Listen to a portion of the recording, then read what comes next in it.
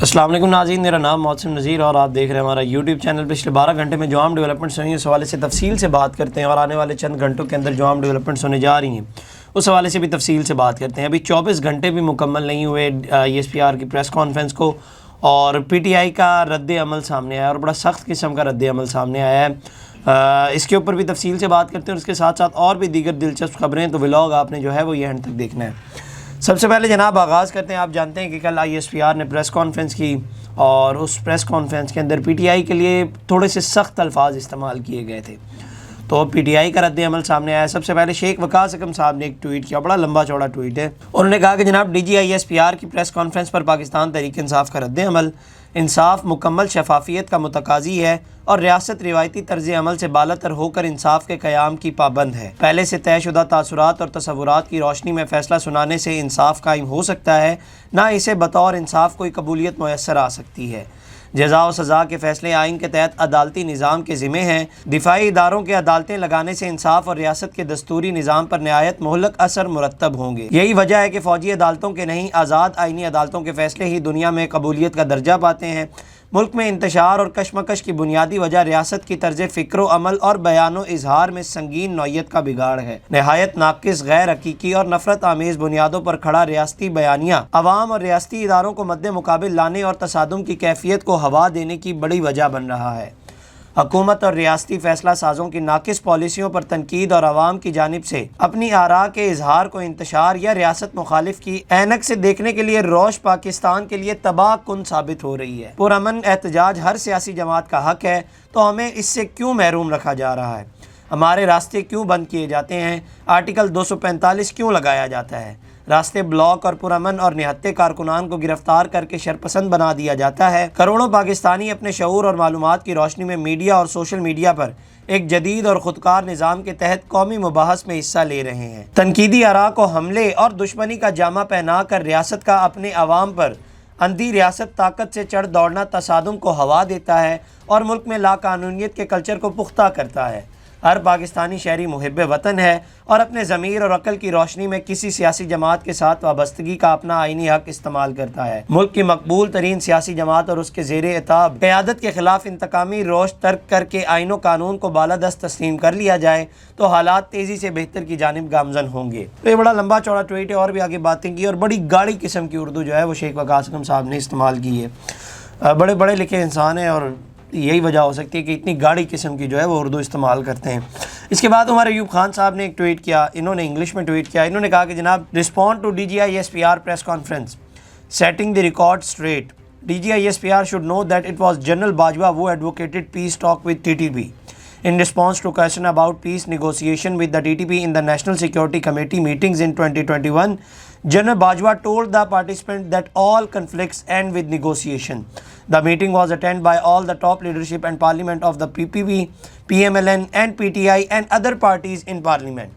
वही बात जो मैंने पिछले व्लॉग में की थी कि 2021 में जो मुज़ाकरात हुए थे वो सिर्फ खान साहब ने नहीं किए थे या वो खान साहब नहीं करना चाह रहे थे, उस वक्त की अस्करी क़यादत भी करना चाह रही थी।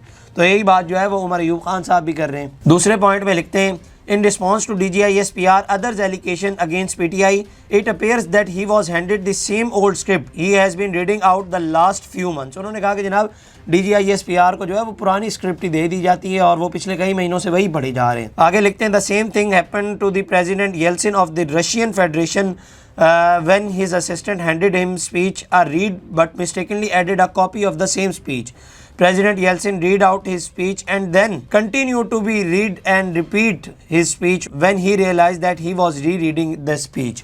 तो उन्होंने कहा कि जनाब ऐसा ही जो मामला है वो रशिया के प्रेसिडेंट है येल्सिन, उनके साथ भी पेश आया कि उनको एक उनके असिस्टेंट ने एक स्पीच दी और वो पढ़े जा रहे थे और उसके आगे वही सेम स्पीच थी, तो वो वही दोबारा पढ़ते जा रहे थे और उन्हें बाद में पता चला था कि उन्होंने जो है वो सेम स्पीच पढ़ दी। तो इसको जो है इस तरह से उमर अयूब खान साहब ने जो है वो तनकीद की, इस हवाले से वो कहना चाह रहे हैं।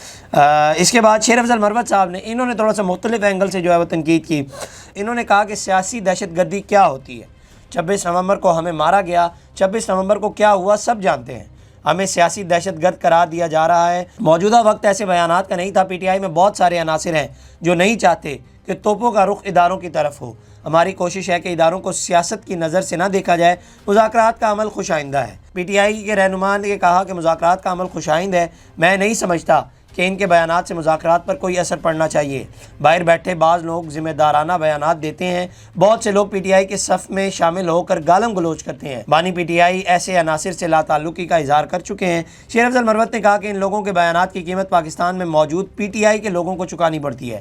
چیزیں مثبت انداز میں آگے بڑھ رہی ہیں۔ ہوش کے ناخن نہ لیے، معیشت کو درست سمت گامزن نہ کیا تو سب اکٹھے کھائی میں گریں گے۔ پی ٹی آئی رہنما نے کہا کہ اسٹیبلشمنٹ کے ساتھ ہماری کئی بار مذاکرات ہوئے۔ اسٹیبلشمنٹ مذاکراتی ٹیم کو فیسیلیٹیٹ بھی کر رہی ہے۔ مذاکرات کے معاملے پر بانی پی ٹی آئی بہت مثبت ہے۔ تو یہ جو ہے وہ شیر افضل مروت صاحب نے گفتگو کی۔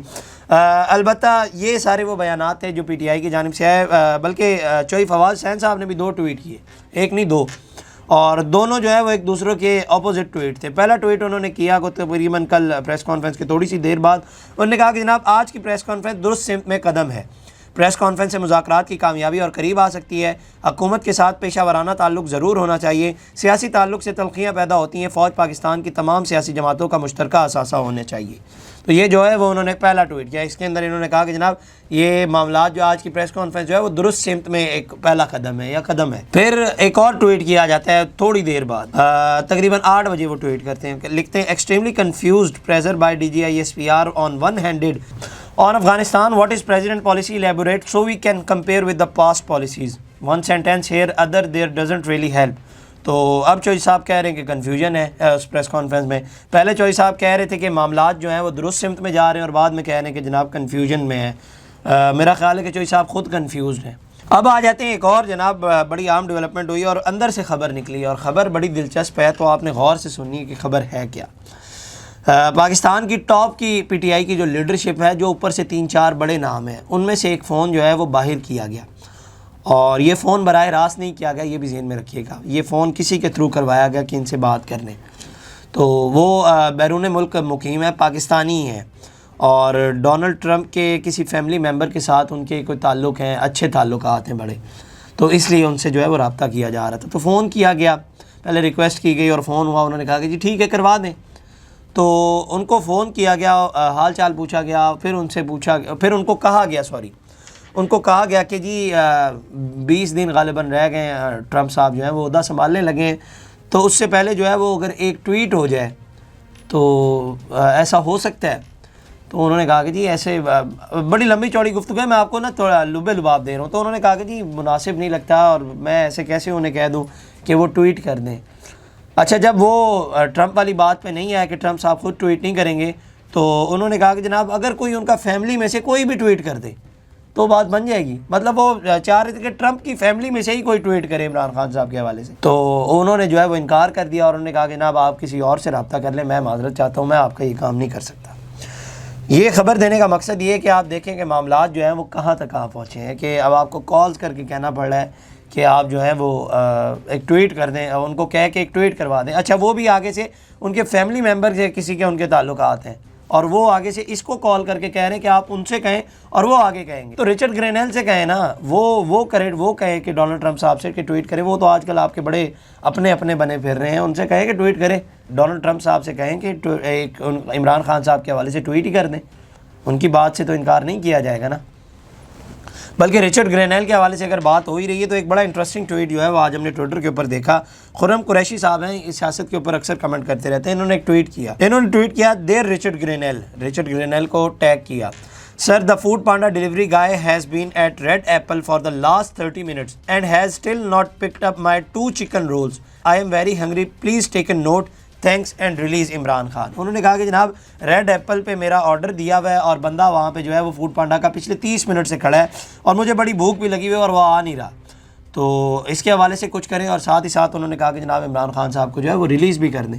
تو اس طرح سے جو ہے وہ اب رچرڈ گرینیل کو ٹویٹ کیا جا رہا ہے۔ اب آنے والے دنوں میں کسٹمر سروس ہی نہ بن جائے رچرڈ گرینیل، جس طرح سے معاملات چل رہے ہیں آگے، اور لوگ اس طرح سے اب ٹویٹ کر رہے ہیں، لوگ اس طرح سے ان کو ٹیگ کر کے جو ہے وہ ٹویٹ کر رہے ہیں۔ تو یہ جناب اب تک کی خبریں تھیں، اگلی ویڈیو میں آپ سے دوبارہ ملاقات کریں گے۔ اللہ نگہبان۔ اس طرح کی اور ویڈیوز دیکھنے کے لیے سبسکرائب کیجیے ہمارا چینل اور دیکھتے رہیے PSPKG نیوز۔